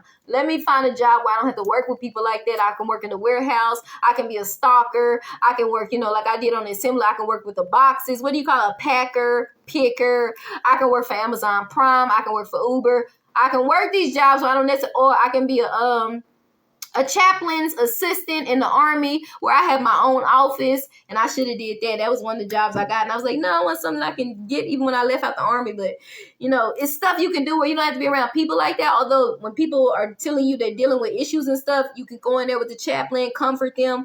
But that might be something she needed, you know what I'm saying, where you don't have to work with toxic people. You get your own office, chaplain assistant. I'm saying it because some rejects need to hear that. You get your own office, and you working with a chaplain. Hopefully you're getting closer to God and you getting that therapy at the same time, but you don't have to worry about working with toxic people. What happened to what I end up working with that end up getting me fired, or toxic sergeant, and then coworkers being toxic. And then not only that, but I'm just saying, y'all got to do your due diligence and be like, where can I work where I don't have to deal with people like that? Because I know I'm dealing with some stuff. And then I know in this certain area, these people tend to be ghetto. They tend to be bullyish. They tend to be mean. They tend to be trashy. They tend to carry themselves this way. They tend to be very unprofessional. I don't need that right now in my life, especially with the things I'm dealing with. Let me go work here. Let me go to the suburbs. Let me join the Air Force. Let me be a chaplain. It's stuff y'all can do. Do your research. Keep God first. Call on the name of Jesus. Join a church. And church mothers, church deacons, pastors, and first ladies, take your place. Pray for the youth. Start back going to the hood. Start back going and evangelizing at the homeless shelters, because you might run into a me. You might run into an Afeni, and you can be a blessing in our lives, and you can help us get on the direction that God want to take us in. But sometimes even when we do a detour, I'll bump what y'all say, God can still find us. even if it's in prison, even if it's, after the fact that I got kicked out the army, even if it's this, that, whatever. Ain't nothing too late as long as you're still alive. So we pray for Afeni. And to the family that lost their mama, even though she wasn't a saint, my condolences. But please, please, please, please, please, please treat people right. And please do not go unalive people because they treat you wrong. Just walk away. Pray for me and pray for Afeni and pray for those that are dealing with homelessness, domestic violence, being raped by their father, their uncle. People that's really, there are women out there, especially in the hood, the project, there are black women dealing with this. You got white women, you got some poor white people, you got some Hispanic, especially black girls. You got a lot of black girls dealing with this stuff Afeni dealing with. Mental health, y'all call it mental health, I call it demons. Demons on the mind because of the stuff you done been through. She just needed deliverance. She need Jesus, and we do too. I'm done. So y'all pray for her. Don't be so quick to judge. Pray for her. Guess what? Jesus said, pray for the prisoners. Don't forget the prisoners. He said, set the captives free. Even if they may never come out, they can come out in heaven. They can be forgiven. So pray for those prisoners. Y'all know half of y'all, if y'all would have thought on some of them thoughts you had, you would be in prison too. Only thing is we didn't act on them. Well, I ain't crazy like you. You might not be, but you done did some stuff. I done named them stuff. You done did some stuff. So we need to pray for each other. We need to pray. We need to be careful how we treat people. And we need to quit. We need to know there's always other workplaces. We need to know if we talk to Jesus, he going to work it out. It ain't never that serious where I got to go over there and take their life. I'm not going to let the devil use me for that. That's not of God. I'm going to let go and let God. I'm going to let go and let God. And I know with God, all things are possible. I also know that all things work together. So if they sending me home, then God just telling me I don't need to be here. I need to go somewhere else. God just telling me I don't need to work here no more. That I need to be somewhere else. That he got something greater for me. So now I'm not going to give it to the enemy and take their life. But even in this situation, we pray for her and those that have been through stuff like her. And we pray for both sides. But it's just hard to feel sorry for these bullies. At the same time, we pray for them. So give it to Jesus. Don't act on anger. And go find another job. But if you pray about it, God gonna make a way for you. If you give it to Jesus, he gonna make everything all right. He gonna bring you out.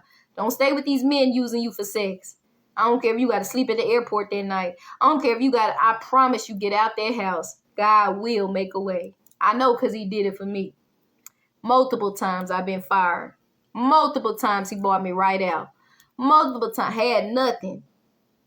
And I ain't got to ever work in my life again if I wanted to. And if I was like some of these Section 8 bullies, I wouldn't work. I'd be bragging about my little $4,000 check a month. Talking about, look at my car. It's better than yours. And on whole government assistance. Now, mind you, I went to work. They kicked me out. I wanted to work. But God worked it out. But no, it don't stop there. I didn't settle for no government. That ain't how I was raised. I got this because of what I went through in the army. But I'm working to get in my career. And I'm working to be an entrepreneur. I got things that I'm trying to work to so I can be that.